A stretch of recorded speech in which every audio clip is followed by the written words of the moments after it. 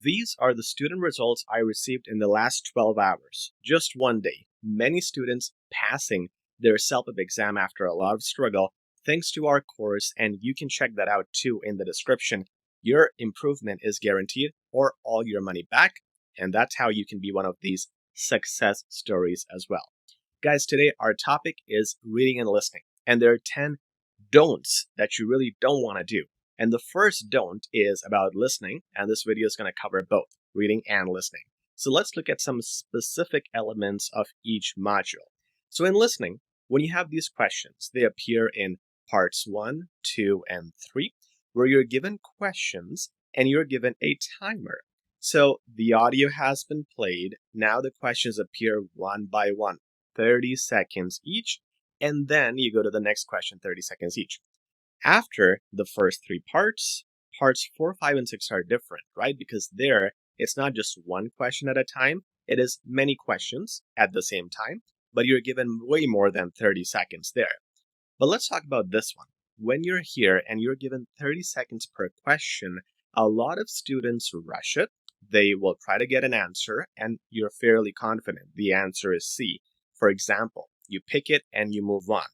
What we have noticed statistically is when students stick around until the end of this timer and they do not click next, they are really using all their 30 seconds to look at all the options. They are way more accurate.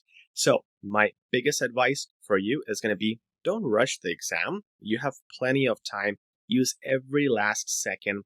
Avoid clicking next to rush to the next question.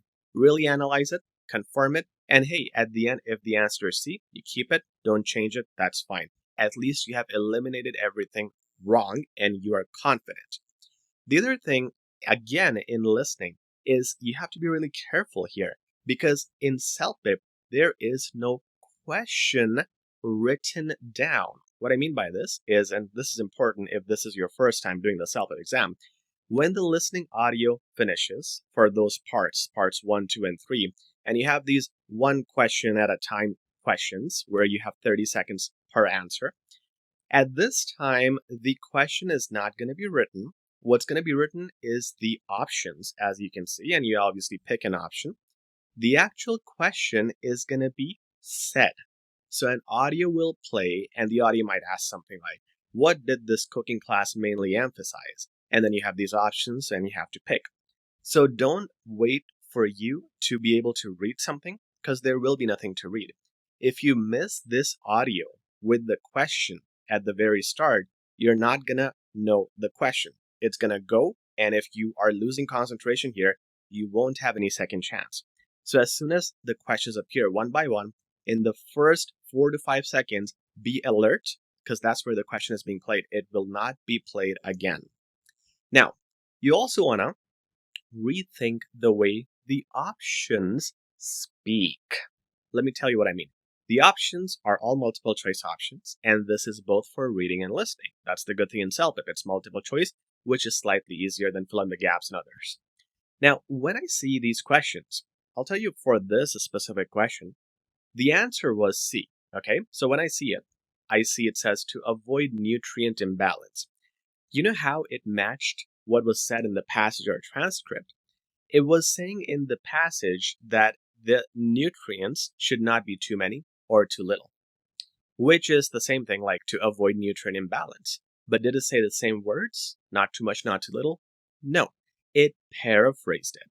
So if I try to understand what this means, what this idea or concept is, it's saying make sure the nutrients are not too much or not too little, and make sure it's the right quantity, and make sure it's balanced. And this is what this option is speaking to me. So now I get the idea, and I can now match it with anything else that was mentioned in the passage or the transcript, no matter how it's paraphrased, because my concept is good, and that's what you need to improve.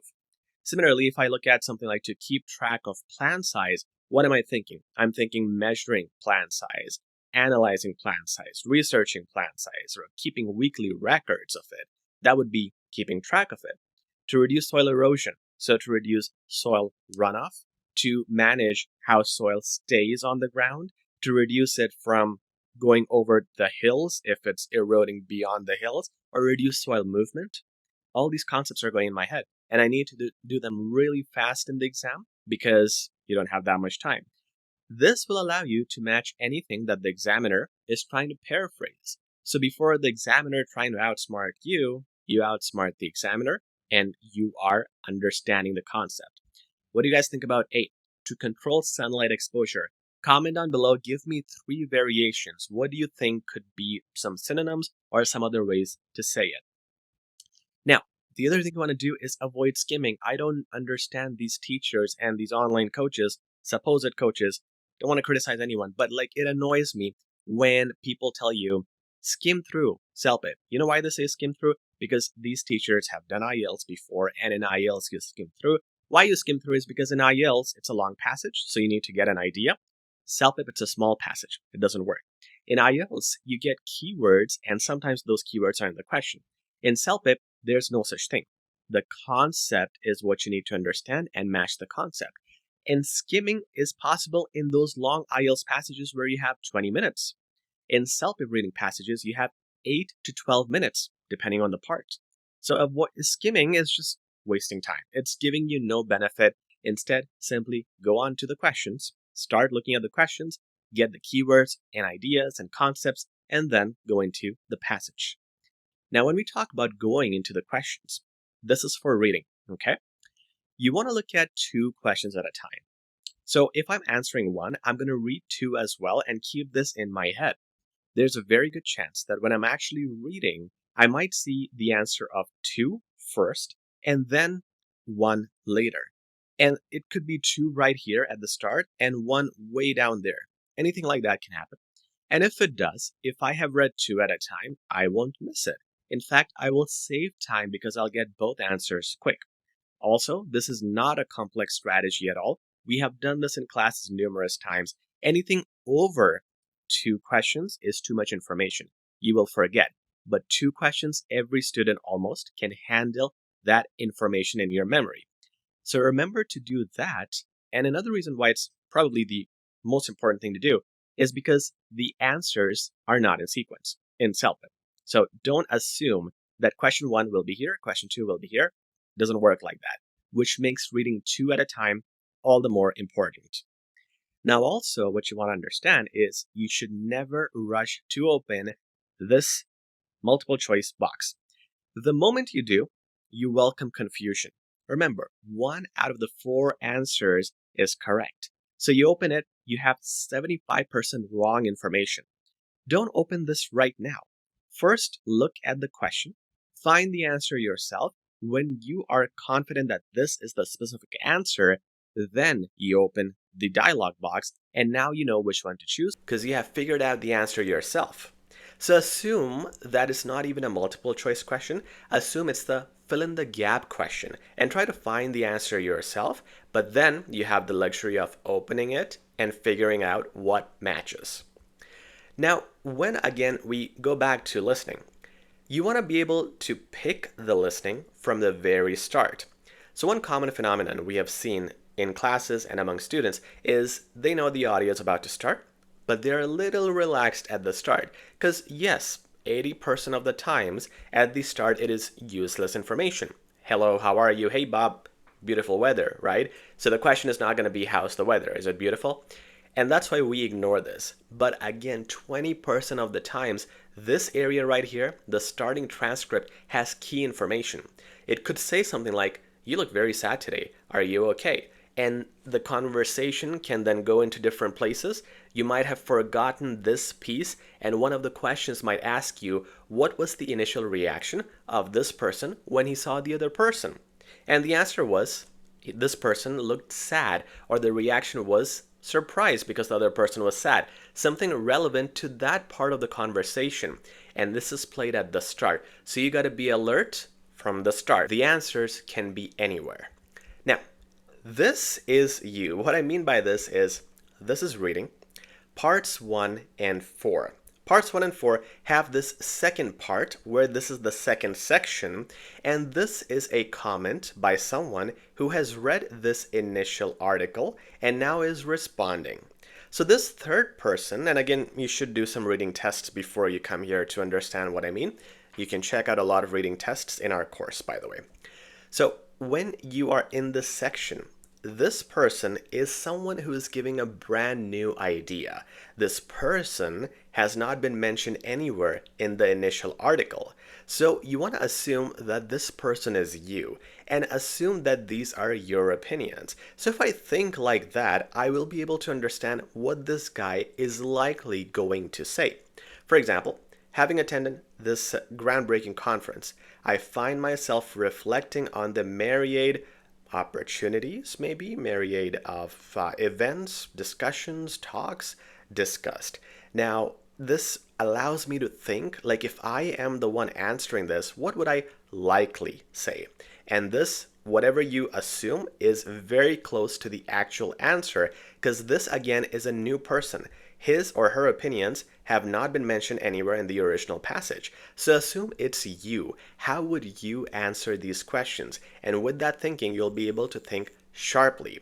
Instead, if students think that this person is somewhere here, they start looking for the answers here, but they're not there. This is based on the tone and opinions of a third person who is completely different, and you want to assume it's you so you can see how the answers would come from you.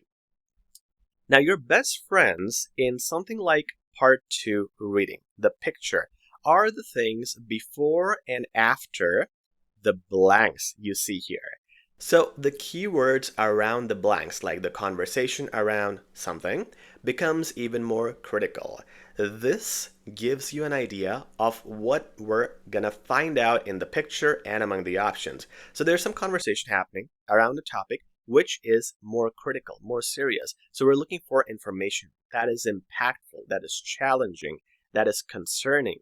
And how do I know that? It's simply because of my best friends that are the words around the gaps. Whenever you have these embedded gaps and you have to answer them, make sure to look at the keywords around the blank. That is your key. And with our final suggestion, we're back to reading. Part 3 reading. There are 3 things in part 3 that you want to pay attention to. One is the answers are not in the first lines of each paragraph. Common misconception. They can be in the first lines, in the middle, they can be at the end, they can be anywhere. Number 2, you should read all questions. 9 out of 9 questions should be read first, then you go into the paragraphs one by one and answer. The reason you read all 9 is because they are not in sequence. So if you read 1 and 2, you don't know if 1 and 2 are in A. They could be in D. 1 can be in B, 2 can be in A. We don't know that, which is why you should read all 9 questions really quickly, just get an idea, understand the keywords, then go into the paragraphs.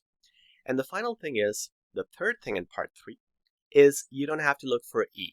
E is not given. Don't try to find out what is not given here. Simply, once you're done with A, B, C, D, at that point, you would have answered a number of questions. Probably 2 or 3 would be unanswered at that time. So whatever is unanswered, that means you obviously were not able to find those answers. At that point, simply put E next to them. That's it. Whatever is left, you couldn't find it, just put E next to that. You don't have to look out for E. And that will save you time, make you more accurate. So guys, avoid these 10 brutal mistakes in reading and listening to make sure you score the best results, and hopefully I can put up a screenshot of you here in my next video. All the best. Please like, share, and subscribe. Really appreciate it. Talk to you soon.